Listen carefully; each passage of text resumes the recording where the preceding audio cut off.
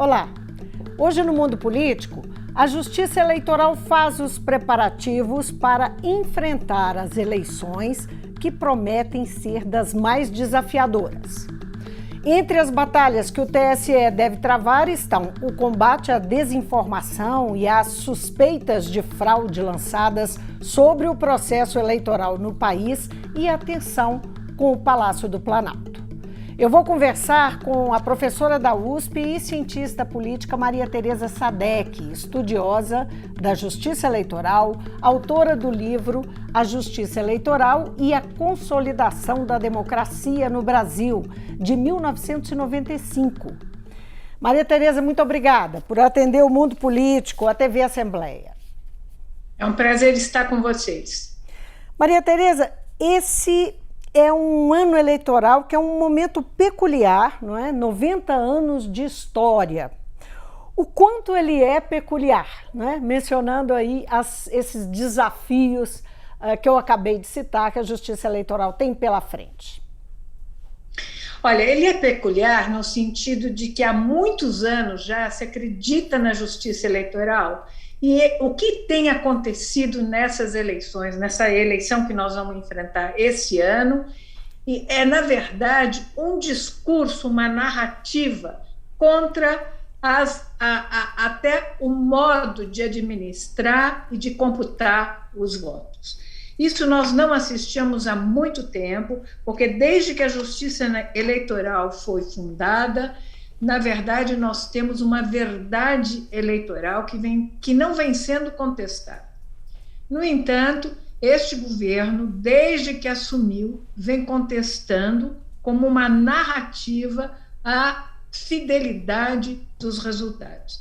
Isso significa dizer que a Justiça Eleitoral tem um trabalho imenso nessas eleições. E nós já vimos que desde o começo deste ano e até desde o ano passado, a Justiça Eleitoral vem apresentando para os cidadãos o quanto ela é importante, o quanto o nosso modelo tem sido adotado em vários países do mundo, copiando a nossa urna eleitoral. Uhum. Voltando um pouquinho, olhando um pouco para o passado, para a nossa história, há algum momento que se rivalize com esse que nós estamos vivendo, ou que seja, que tenha paralelo? Não, os paralelos são muito frouxos, se você quiser saber, porque nós tivemos, numa época, quer dizer, depois da existência da Justiça Eleitoral, não, porque a Justiça Eleitoral nasceu em 1932 para garantir a fidelidade da vontade do eleitor, ou seja, aquilo que o eleitor está expressando seja de fato reconhecido. Mas depois que nós tivemos a urna eleitoral, a partir de 1996, nós não temos nenhum paralelo, porque na verdade a urna pode ser avaliada, a urna pode ser ela é aberta, os partidos têm possibilidade de ver como é que isso vem sendo feito, então não tem paralelo mesmo. Você diria que a consolidação da justiça eleitoral no país está de alguma forma ligada à redemocratização? Nós podemos fazer essa ligação? Eu acho que sim. Você sabe que a Justiça Eleitoral teve um papel muito importante na redemocratização do país, quando ela, na verdade, afirmou a possibilidade do colégio eleitoral ter como como candidato, um candidato da oposição. Então, a partir daí, a Justiça Eleitoral tem um papel muito importante e nós podemos até dizer a Justiça Eleitoral é um ramo do judiciário muito bem avaliado pela população como um todo. Você mencionou o papel da Justiça Eleitoral no colégio eleitoral, que permitiu, enfim, a entrega do poder civil não é, no Brasil. Sim, que foi a eleição poder civil, de Tancredo Neves. Isso. Como é que foi exatamente? O que a Justiça Eleitoral fez que afiançou esse voto do colégio eleitoral?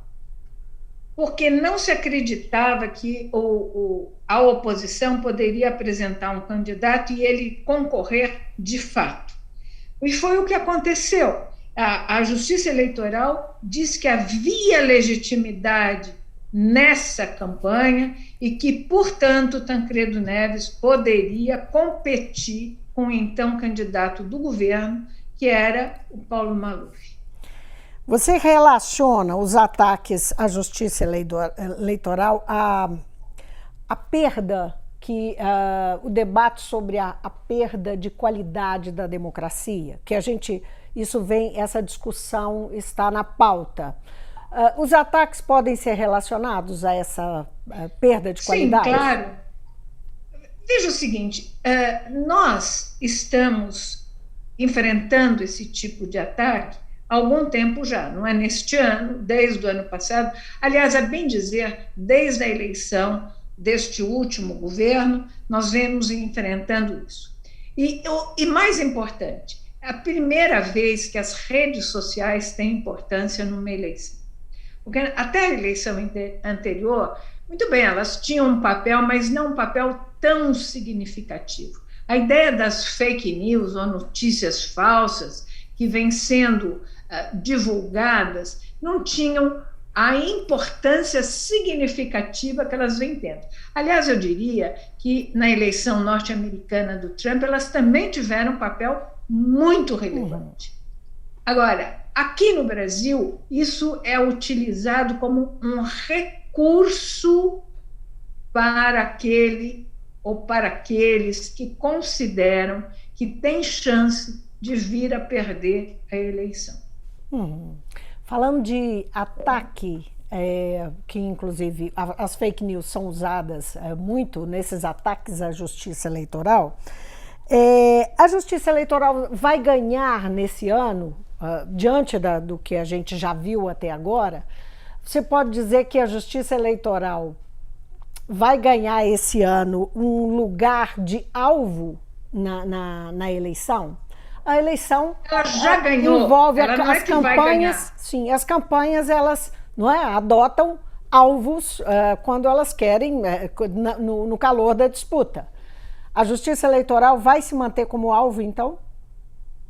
Ela já ganhou esse papel de alvo. Ela vem sendo, de alguma forma, atacada há muito tempo, tanto é que nós temos várias campanhas da justiça eleitoral, nós temos também a questão das fake news que estão na mão do Supremo, e o atual presidente da justiça eleitoral já disse isso com todas as letras quando tomou posse. Nós não vamos permitir a proliferação de fake news, ou seja, de notícias que não sejam verdadeiras. Aliás, a notícia de que as urnas eleitorais podem, de alguma forma, ser falseadas, ser, de alguma forma, controladas, ela é absolutamente irreal. Então, a ideia de que você está negando uma realidade que pode ser comprovada, existem instrumentos de averiguação das urnas, ela é aberta à participação de partidos, tanto governistas quanto de oposição, ela é aberta à participação de averiguação de todo e qualquer cidadão. E depois, como as urnas não são de fato interligadas, não tem mecanismo possível de adulteração do voto. Quando surge essa discussão sobre os ataques, normalmente os grupos bolsonaristas que promovem esses ataques, inclusive sob a liderança do próprio presidente da República, invoca a liberdade de expressão, o que seria, assim, digamos, parece uma incongruência, não é? Considerando que a liberdade de expressão é um ativo caro da democracia. Como é que você entende esse discurso, não é, em relação aos ataques à justiça eleitoral? Olha, nenhum direito é absoluto. Todos os direitos têm limites. Ou seja, qualquer direito que você tenha é um direito que tem algum limite, ele não é ilimitado. Da mesma forma, o direito de liberdade de expressão, ele tem limite. Qual é esse limite? Eu não posso ferir, a partir desse direito, aquilo que feriria a crença nas possibilidades reais de expressão do voto do eleitor. Então, todos os direitos têm limites. O meu direito individual de ir e vir tem limite. O meu direito de liberdade de expressão, ele também tem um limite. Eu não posso, a partir da minha liberdade de expressão, propagar irrealidades. Eu não posso propagar, publicizar um fato que seja irreal. Isso eu não posso fazer, porque eu estou contrariando o direito dos demais de entenderem como é que funciona o mundo real, o mundo das relações sociais. Uhum. O ministro Alexandre de Moraes vai ser o presidente do TSE a partir de agosto, não é? Tomou posse Edson Fachin, o ministro Edson Fachin, na presidência em fevereiro, e Alexandre de Moraes toma posse, que também é ministro do Supremo, toma posse em agosto, a partir de 17 ou 18 de agosto, salvo engano.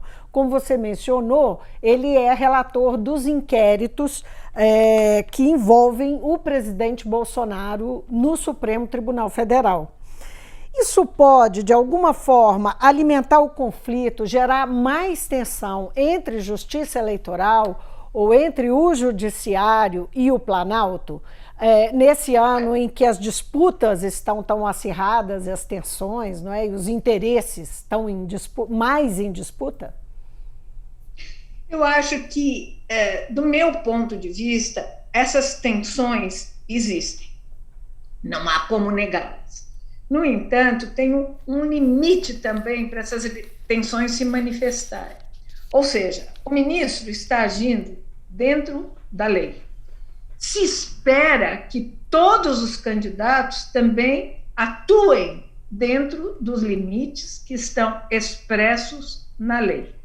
Obviamente que o fato do ministro que vai comandar o processo eleitoral, seu ministro Alexandre de Moraes, agrega um ingrediente a mais. Mas você tem no tribunal uma série de ministros, ou seja, ele também é limitado pela lei.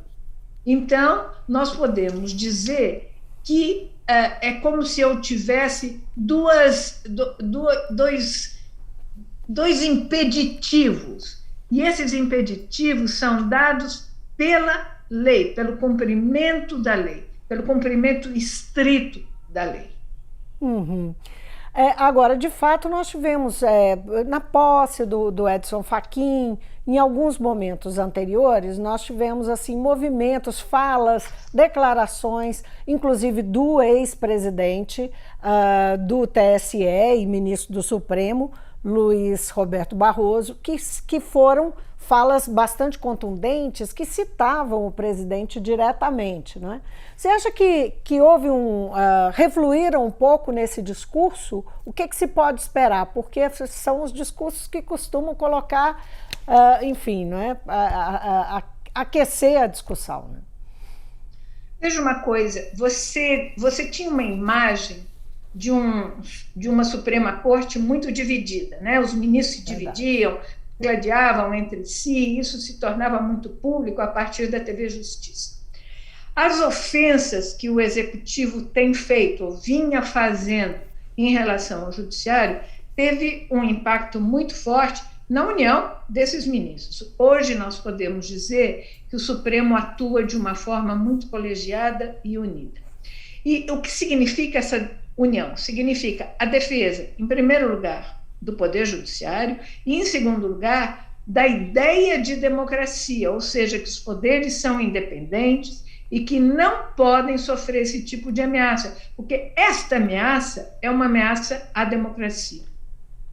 Agora, Maria Tereza, para além do conflito, né, eventual conflito entre TSE e Planalto, a se continuar ou não, existe uma outra batalha do TSE que nós já passamos, né? Você fez uma referência meio en passant, que é o combate à desinformação é o combate às fake news, e isso, ações concretas da Justiça Eleitoral, do Tribunal Superior Eleitoral nesse sentido. Uma delas é um acordo fechado com plataformas e aplicativos, só para citar, Twitter, TikTok, Facebook, WhatsApp, Google, Instagram, o YouTube, enfim, para que eles tenham uma ação conjunta. De fora disso ficou o Telegram, né, que não se manifestou. Hoje, inclusive, o presidente Edson Fachin provocou novamente o Telegram, tentativa que ele se manifeste para participar do acordo, mas também disse essa semana que pode tomar uma decisão de suspender o Telegram. Como é que você enxerga essa ação, não é? E essa determinação da presidência do TSE? Olha, o Telegram foi notificado mais uma vez porque não respondeu. E no território nacional, você não pode optar por não responder. Ou então eles não podem atuar aqui. O fato é que os demais aplicativos responderam e se comprometeram. Então, se espera que todos os aplicativos respondam da mesma forma. Você acredita que o TSE vai ter como, do que você acompanha, vai ter como garantir que esse acordo funcione? É difícil, né? Nós não podemos também ser irrealistas achando que todos os aplicativos, todas as redes sociais não vão divulgar notícias irreais, não combatam de alguma forma o negacionismo. Isso é difícil de você assegurar, mesmo porque o controle das redes sociais é um controle muito difícil. Eu diria até que é improvável que se controle inteiramente. Mas é importante também que você tenha esse tipo de alerta, que você tenha um tipo de discurso que diga que isso não vai ser tolerado, que isso será criminalizado, que isso será judicializado e, em consequência, criminalizado. Porque se você não tiver nenhum tipo de alerta, a probabilidade dessas notícias serem divulgadas e expandidas é muito mais alta, embora se saiba da dificuldade. Ou seja, se tem um desafio pela frente. E os ministros estão mandando um recado, que eles enfrentarão esse desafio. Até onde se vai isso, nós não sabemos. Agora, como é que você acha que nós vamos nos lembrar desse ano eleitoral de 2022? Agora, não só a cientista política, a professora, mas a eleitora. Qual que é a sua impressão? Que é um ano muito difícil, porque nós estamos partindo, há algum tempo já, de uma situação de muito radicalismo, de muito extremismo. Então, ou você tem isso ou tem aquilo, ou você tem a direita ou tem a esquerda. Essa situação é muito ruim para a qualidade da democracia, porque a democracia não se faz a partir da ideia de que eu tenho inimigos. Eu tenho oposição, eu tenho adversários, mas eu não tenho inimigos. A ideia de inimigo é a ideia da guerra, não é a ideia da ideia de você ter um consenso, de você chegar a algum tipo de embate, que seja um embate típico da pluralidade democrática. A ideia de democracia implica em divergência, mas não em radicalismo, que um tem que ser excluído para que o outro sobreviva. Então, isso é muito importante, é um recado que nós temos que dar para todos os cidadãos deste país, que nós não temos inimigos, nós temos adversários, nós temos oposição, mas a democracia vive da tolerância, da pluralidade, da ideia de que o outro não será eliminado. O máximo que pode acontecer é você ter o outro como alguém que você está torcendo para ele se tornar minoria, e não maioria. Mas a ideia de maioria e minoria são ideias fundamentais numa sociedade que se quer e que luta pela democracia. Então, é como se eu dissesse assim: a democracia admite graus. Nós estamos vivendo um momento que esses graus têm sofrido retrocessos. Retrocessos por quê? Porque nós estamos convivendo com esse tipo de radicalismo, de extremismo, em que o outro é visto como inimigo e não como adversário. Uhum. Nesse cenário, você acredita, só para a gente fechar a nossa conversa, que a Justiça Eleitoral, que a instituição, né, da Justiça Eleitoral pode ser alterada de alguma forma para o futuro? Não é? Esses desafios podem, de alguma forma, marcar a Justiça Eleitoral? Ou a percepção que se tem dela? No mundo inteiro, nós temos dois modelos de controle das eleições. Ou é um modelo político, ou é como nós adotamos, e que o paradigma é até a Costa Rica, em que você tem uma instituição distante da luta partidária que controla o processo eleitoral. Controla e administra, quer dizer, desde as candidaturas, desde você ter a ideia de título eleitoral, até você olhar como é que os votos se distribuíram e você diploma dos eleitos, né? Então, nós temos dois modelos que se opõem. Um é o modelo político, que é baseado no próprio membros do legislativo controlando o processo eleitoral, e outro é o modelo que nós adotamos desde 1932, que é esse modelo que se afasta da luta político-partidária, e você tem um órgão do Poder Judiciário encarregado disso. Eu acho que isso é alguma coisa que deveria ser consolidada. O que pode, sim, ser criticado é quando a Justiça Eleitoral ultrapassa esse tipo de atribuição e passa também a legislar. E aí, sim, é complicado, e aí, sim, é alguma coisa que pode vir a ser questionada. No entanto, a base estrutural do modelo é uma base que me parece bastante efetiva e que tem sido uma base de sucesso.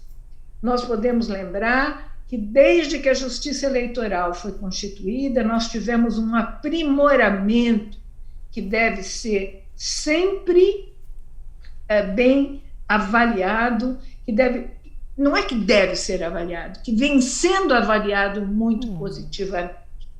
Nós não temos contestação de resultado eleitoral há muito tempo, e as urnas eletrônicas facilitaram muito este processo. Então, isso é alguma coisa que tem que ser valorizada e não alguma coisa que tem que ser substituída. O que é que pode substituir uma urna eletrônica? É a urna com voto de papel? Olha, esse tipo de situação nós vivemos na Primeira República e sabemos o que significava. Nós temos uma situação hoje que é elogiada internacionalmente. Nós temos resultados eleitorais num tempo que é um tempo recorde, sobretudo para as eleições majoritárias. Você conhece o eleito quase que imediatamente após encerrar o processo de votação. Isso é muito importante. Então, por que é importante? Porque você não tem a contestação. Você lembra o que aconteceu nos Estados Unidos em 2004, que a eleição teve que ser judicializada. Aqui nós não temos esse processo de judicialização ao final do processo, porque se acredita na lisura do processo eleitoral, do processo de votação. Maria Tereza, foi um prazer conversar com você. Muitíssimo obrigada por essa contribuição, por falar conosco. Não, foi um prazer estar com vocês. Eu acho que é meu dever como cidadã prestar esse tipo de depoimento e dizer com todas as letras que nós temos um mecanismo de administração do processo eleitoral que é um caso de sucesso no Brasil. Muito obrigada. Eu conversei com a professora da USP e cientista política Maria Tereza Sadek. Nós falamos sobre os desafios da justiça eleitoral nas eleições de 2022, quando a instituição completa, esse ano, 90 anos. Então, obrigada pela companhia e até amanhã.